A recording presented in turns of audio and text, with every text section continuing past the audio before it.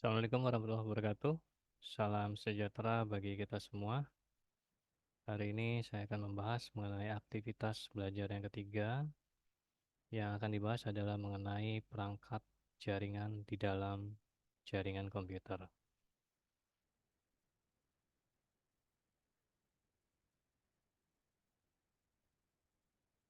Di dalam perangkat jaringan komputer ada beberapa macam ya perangkat yang bisa dilalui oleh protokol TCP/IP.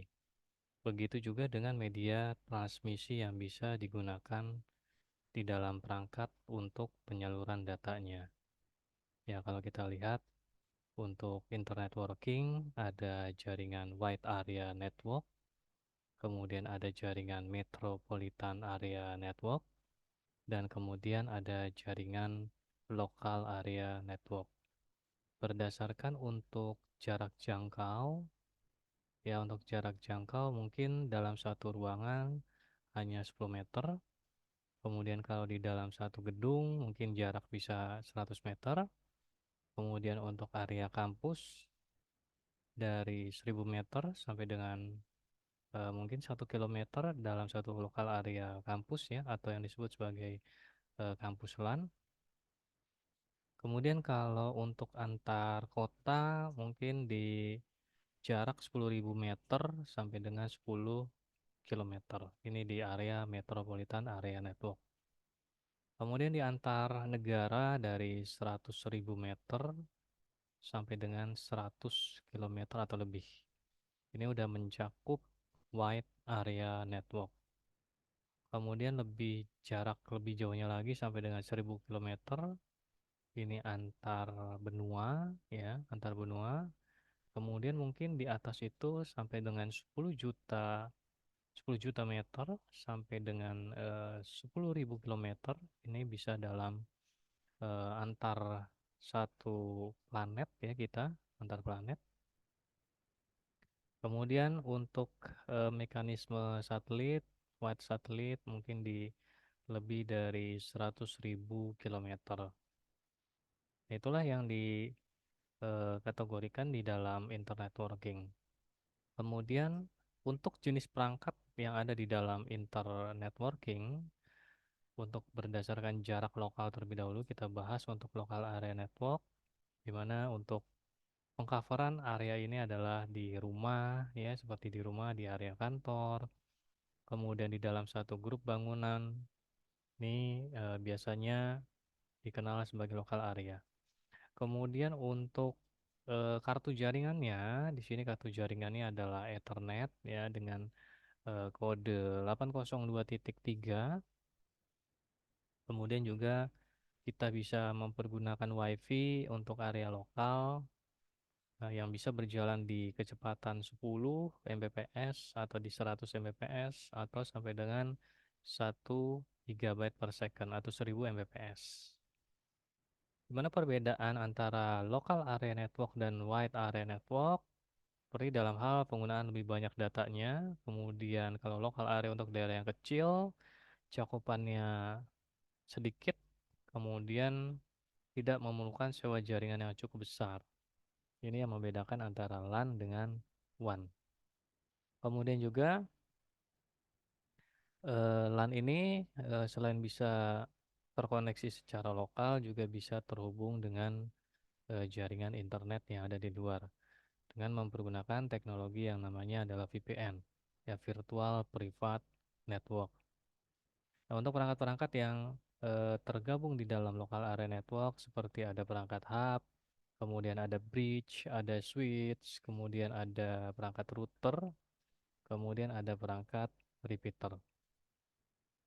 Nah, teknologi yang dipergunakan di dalam local area network tadi ada Ethernet card yang biasanya tertanam di dalam PC, kemudian ada token ring, ini dengan mempergunakan topologi ring, kemudian ada dual ring topologi ring untuk perangkat FDDI.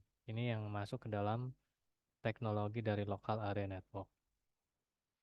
Nah, kemudian kita lihat untuk Ethernet di 802.3-nya. Nah, untuk format data kita bisa melihat untuk format data di Ethernet, yaitu menggunakan Logical Link Controller atau yang dikenal dengan LLC, di mana kita ketahui bahwa mempergunakan medianya yang disebut sebagai media access control atau MAC address. Nah, beberapa teknologi di dalam Ethernet, ya, ada beberapa teknologi yang dipergunakan tadi untuk 10 base T, yang artinya di sini si perangkat hanya bisa mengirimkan data yaitu sebesar 10 megabyte per secondnya.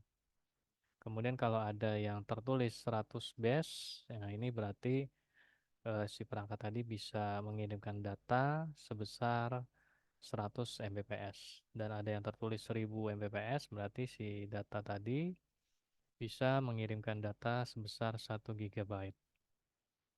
Base di sini artinya adalah baseband, ya, baseband. Kemudian juga untuk kabelnya biasanya dengan mempergunakan kabel twisted pair.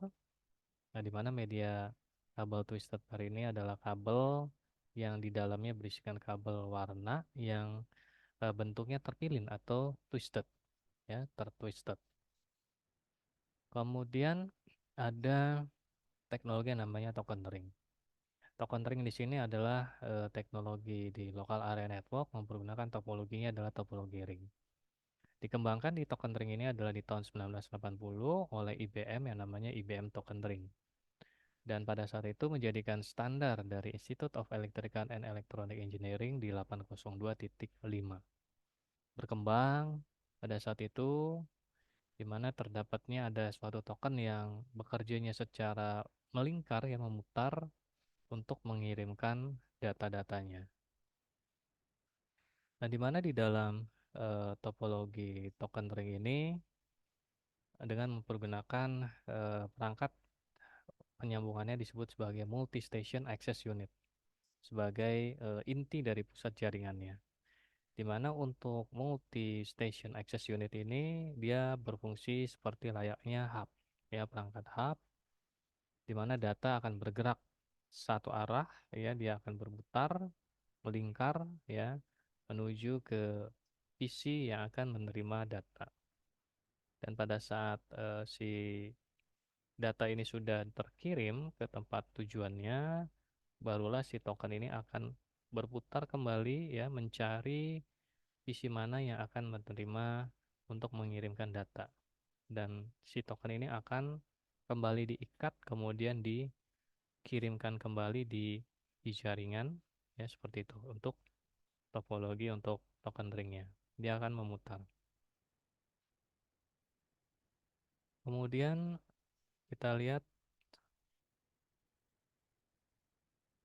untuk eh, Fiber Distribution Data Interface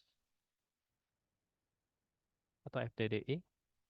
Sini untuk mekanisme jaringan fiber optik, ya, FDDI ini untuk kecepatan di 100 Mbps. Nah, kalau di OSI model FDDI ini di lapisan yang paling bawah, ya, di lapisan fisikal, di mana untuk dokumentasi request for command-nya itu di kode 1188. Nah, untuk FDDI sendiri dia bekerja menggunakan dua ring konsentrik, ya, dua jalur berbentuk ring dengan menggunakan konsep topologi ring. Apabila di mana terjadi kerusakan di dalam satu jalur, ya, atau satu station, maka station yang lain tidak akan terputus, ya. Ini yang membedakan antara FDDI dengan dua ring konsentrik dengan token ring yang hanya mempergunakan satu jalur.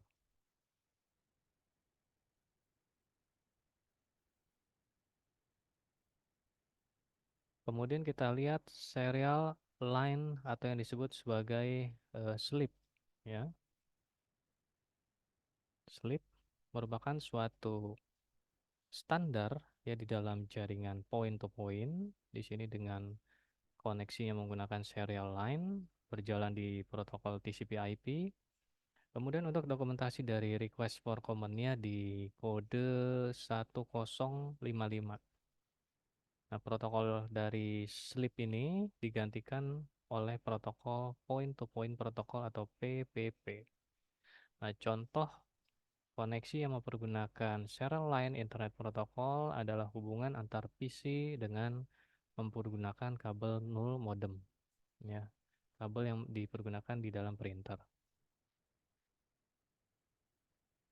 Kemudian kita lihat ISDN atau yang disebut sebagai Integrated Service Digital Network.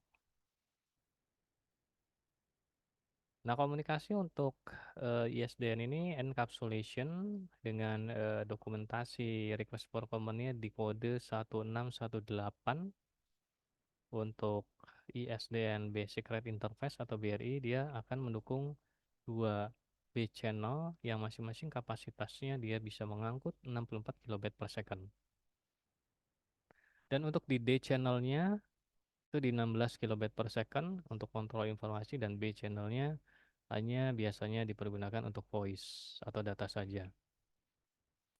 Itu untuk BRI-nya. Kalau untuk ISDN yang sifatnya Primary Rate Interface, dia akan bisa mendukung beberapa B channel. Di sini biasanya sebesar 30 sampai dengan 64 kilobit per second untuk B channelnya dan D channelnya.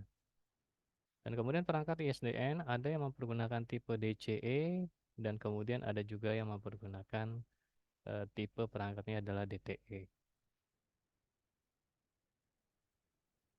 Kemudian kita lihat untuk perangkat Wide Area Network X25. X25 ini adalah untuk dokumentasi request for command-nya di 1356. Prosesnya enkapsulasi melalui IP untuk X25, di mana interface penghubung antara host dengan paket switching. Kemudian banyak juga dipergunakan X25 ini di metode ISDN. Ya, untuk layer X25 di physical, sini physical adalah interface antar station dengan mempergunakan node, kemudian DTE di antar perangkat, dan DCE di antar node-nya. Kemudian di area fisikal juga mempergunakan X21 dan sequence dari frame-frame yang terjadi di dalam proses di dalam jaringan. Kemudian di area link, ya, di mana area link di sini adalah mempergunakan LAPB atau yang disebut sebagai Link Access Protocol Balance, merupakan bagian dari HDLC. Dan kemudian dari sisi paket data, di sini merupakan external virtual switch dan merupakan logical switch di antar subscriber.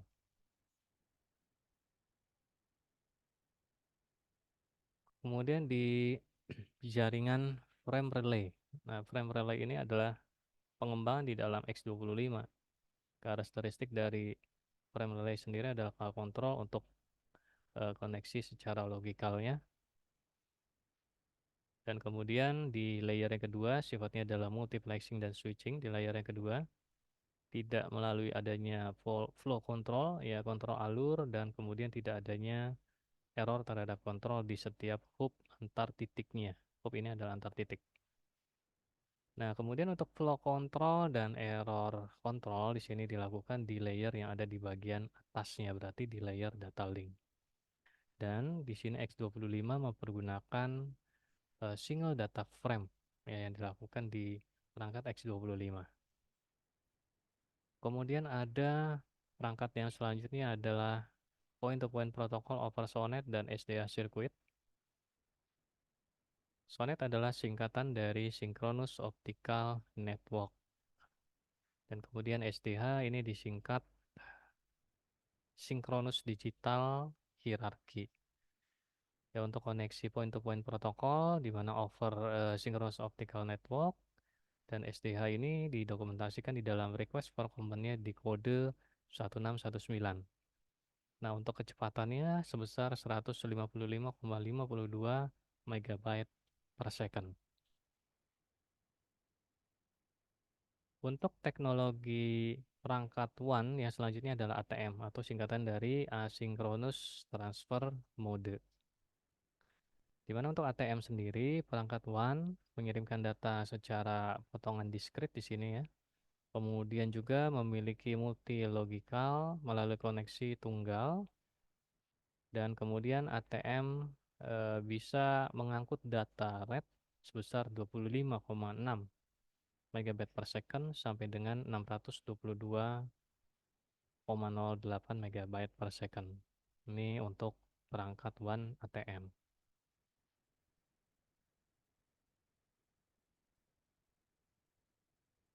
Kemudian ada fiber to home atau singkatan dari FTTH.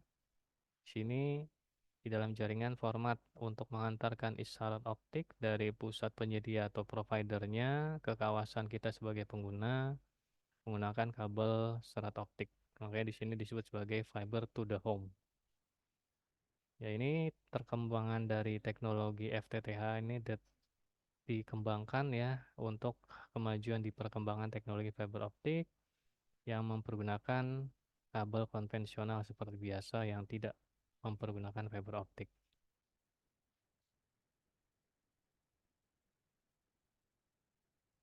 Untuk selanjutnya kita mempergunakan media transmisi di kabel koaksial. Nah, kabel koaksial di sini termasuk di dalam request for common untuk bagian dari kabel koaksial itu adalah di Ethernet ya, di Ethernet 802.3 sini dan 802 untuk tokenernya di titik 5. Di mana biasanya banyak dipergunakan di jaringan-jaringan bertopologi bus dengan mempergunakan perangkatnya itu di 10 base 2 dan 10 base 5. Ya, kalau di 10 base 2-nya dinamakan sebagai TINNET dan 10 base 5-nya dinamakan sebagai TIC Ethernet. Masing-masing mempunyai jarak jangkau yang berbeda-beda, di mana untuk TINNET sendiri, di sini menggunakan konektornya adalah BNC ya, BNC konektor, maksimum segmen di sini panjang 185 meter. Kemudian untuk jarak maksimum antar stationnya itu di 925 meter, jarak minimumnya setengah meter, dan station per segmennya maksimum station ada 30. Biasanya dipergunakan di dalam area local area network perkantoran. Tadi untuk konektornya menggunakan BNC konektor atau Bayonet Nil Concealment. Nah, topologi yang biasanya dipergunakan adalah topologi bus, di mana di ujung-ujung dari kabel ini di teknologi Thin Ethernet biasanya diterminasi dengan terminator sebesar 10 ohm, kemudian dihubungkan di antara stationnya tadi ya, di antara station per segmen ya 30 meter dan minimum jarak antar dua station setengah meter. Di setengah meter di antara PC-nya dihubungkan dengan T-konektor ya, dengan T-konektor kemudian menyambungkan ke kartu jaringannya atau network interface card-nya. Kemudian di teknologi koaksial juga, kabel koaksial di sini mempergunakan perangkatnya adalah 10 BS5 atau TIC Ethernet, di mana untuk jarak jangkau ya untuk jarak jangkau maksimum bisa sampai 2,8 kilometer, kemudian minimumnya bisa berjarak 2,5 meter antar perangkat ya, sampai dengan maksimum host per segmen bisa sampai dengan 100 host dalam satu segmen. Nah, di sini untuk penggunaan topologinya adalah topologi bus.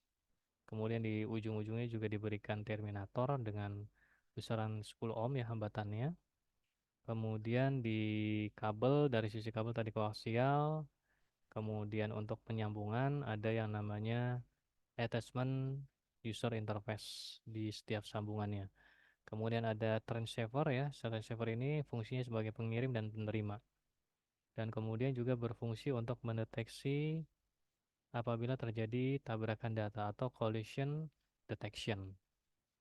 Nah, kemudian di perangkat transceiver juga di dalam perangkat 10 base 5 ini di topologi bus dia mempergunakan isolasi terhadap elektrik ya di elektriknya. Kemudian juga apabila jaringan ini terputus ya di dalam satu backbone jaringan yang pusatnya ini, maka semua jaringan akan menjadi lumpuh total. Ini di kabel koaksial. Bentuknya seperti kabel antena televisi, yaitu untuk kabel koaksial. Kemudian untuk kabel twisted pair, ya seperti yang kita pergunakan di kabel UTP, ada warna-warna kabel di dalamnya ya, kemudian saling terpilin di situ. Dan kalau kita untuk menyambungkan dengan kabel twisted pair, maka kita akan menyeting kabel itu dengan mode strike ataukah dengan mempergunakan model crossover. Ya, di masing-masing punya fungsi yang berbeda-beda. Dan kemudian kita lihat untuk fiber optik. Ya, di sini fiber optik kita pergunakan untuk jaringan-jaringan yang kecepatannya udah sangat cepat. Kemudian juga untuk jaraknya juga bisa semakin lebih panjang ya. Di sini dicontohkan untuk fiber optik dengan menggunakan perangkat 10 base F fiber optik untuk jarak jangkau bisa sampai dengan 2000 meter. Ya, 2000 meter. Kemudian juga untuk fiber optik ada yang 100 base FX, di sini adalah full duplex ya. Efek di sini adalah untuk identity dari full duplexnya. Dia menggunakan media dua kabel fiber optik masing-masing untuk jarak maksimum per segmennya sebesar 2000 meter. Sedangkan kalau yang untuk SX-nya tipe SX fiber optik 100 base SX, di sini jaringan yang mempergunakan dua kabel fiber optik untuk sisi transmit dan receive dan jarak maksimum sampai dengan hanya 300 meter.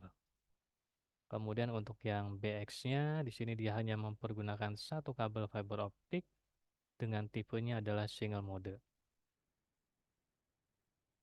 Nah, untuk perangkat Gigabit Ethernet yang mempergunakan jaringan fiber optik FO ada yang 1000 base SX, di mana dengan kecepatan di sini bisa sampai 1 GB.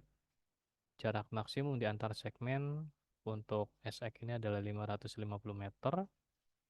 Kemudian untuk yang Ethernet Gigabyte dari FO yang LX, di sini dia bisa sampai jarak maksimumnya di LX ini di 5000 meter. Kemudian kecepatan sama 1 GB. Sedangkan untuk yang jenis Ethernet Gigabit Fiber Optic CX di sini sampai dengan jaraknya 25 meter. Kemudian menggunakan kabel twisted pair dan dua pasang kabel STP dengan masing-masing untuk kecepatannya di angka 1000 megabyte per second.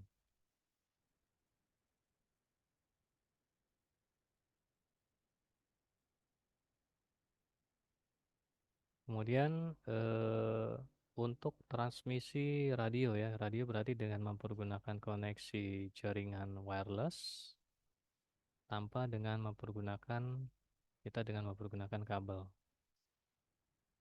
Nah, untuk dari sisi wireless sendiri kita semakin mempermudah ya, mempermudah untuk dari sisi penyetingan ya, kita tidak diribetkan dengan men-settingkan untuk kabel. Kemudian juga bisa langsung kita koneksikan jaringan itu dengan mempergunakan antena transmisi radionya. Nah, kemudian untuk dari sisi kekurangan mungkin kalau di transmisi radio ya apabila salah satu antenanya itu bergeser ya, maka pada saat yang penerimanya itu akan tidak tersambung dengan sempurna ya. Sehingga disarankan bahwa antena radio ini harus hubungannya itu langsung ya, secara langsung bisa horizontal secara langsung dan kemudian mempunyai ketinggian dan tidak terhalang oleh misalkan pohon ya, itu yang disettingkan untuk jaringan radio ini. Kemudian untuk dari sisi frekuensi ya, dari sisi frekuensi 2,4 GHz sampai dengan yang kita pergunakan di frekuensi 5,8 GHz. Dan untuk komunikasi Media transmisi menggunakan satelit. Di sini berarti ada satelit yang kita orbitkan di luar angkasa. Kemudian ada penerimanya yang ada di stasiun buminya. Ya, untuk jarak satelitnya sendiri ada beberapa kategori ya. Ada kategori geostationary, kemudian ada medium Earth orbit, kemudian ada low Earth orbit. Nah, kalau untuk geonya sendiri, jaraknya di satelitnya itu sampai dengan 35.000 kilometer. Sedangkan kalau yang medium Earth orbitnya dengan jarak 15.000 ya sampai dengan mungkin sampai dengan 5.000 kilometer. Sedangkan kalau yang low Earth orbit itu di bawah dari 5.000 kilometer. Ini untuk koneksi dari sisi satelit. Nah, untuk frekuensi kerja di satelit ada band L, di mana band L ini adalah untuk downlinknya sebesar 1,5 GHz, uplinknya 1,6 GHz dengan bandwidth 15 MHz. Ini termasuk permasalahannya adalah bandwidth yang rendah. Kemudian juga untuk yang band S-nya di downlink 1,9 GHz dan uplinknya di 2,2 GHz dengan bandwidth 70 MHz. Dan untuk band C, sini untuk downlink 4 GHz dan uplinknya 6 GB. Dari sisi bandwidth bisa mengirimkan data sampai dengan 500 MHz. Untuk KU-nya downlinknya di 11 GHz dan uplinknya di 14 GHz dan bandwidthnya bisa sampai dengan 500 MHz. Untuk KA-nya sendiri di 20 GHz dan uplinknya di 30 GHz dengan bandwidth 3.500 MHz. Nah, untuk menghubungkan jarak yang lebih jauhnya lagi, kita bisa mempergunakan VSAT. Ya, VSAT di sini adalah stasiun bumi dua arah dengan kita mempergunakan parabola ya. Di masing-masing parabolanya itu sekitar 3 sampai dengan 10 meter. VSAT sendiri adalah singkatan dari Very Small Aperture Terminal. Ya, yang biasanya kita biasa dipergunakan komunikasi VSAT ini kalau misalkan ada di tengah laut ya, di mana kapal-kapal itu bergerak di tengah laut dengan komunikasi melalui VSAT.